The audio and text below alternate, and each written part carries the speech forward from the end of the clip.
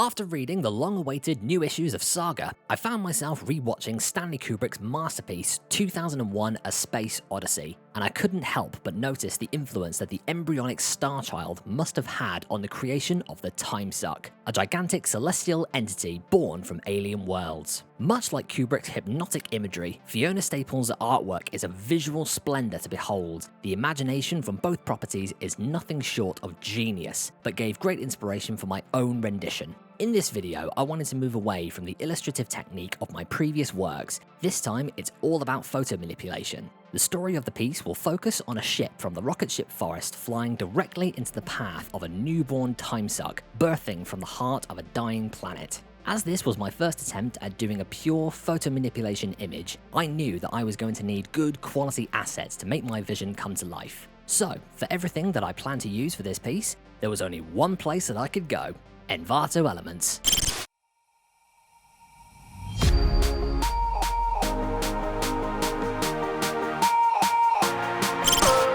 If you're a digital artist or content creator, Envato Elements is the perfect place for all of your stock asset needs. With over 50 million licensed assets ready to use, they have everything from photos, stock videos, graphic templates, brushes, fonts, sound effects, music, 3D assets, and much more. Whatever you're looking for in order to create something visually stunning, Envato Elements is sure to have it. I found out about them through artists like Phase Runner and Benny Productions. At first, I was unsure, but then I saw what both of them were talking about. Already, my ideas for future art pieces seem endless because of the high quality resources right at my fingertips with one annual subscription. Naturally, Envato are not paying me anything to tell you this. This is strictly my own opinion about their services, and I highly recommend using them yourselves for all of your creative needs. If this is something for you, I'll drop a link in the description below.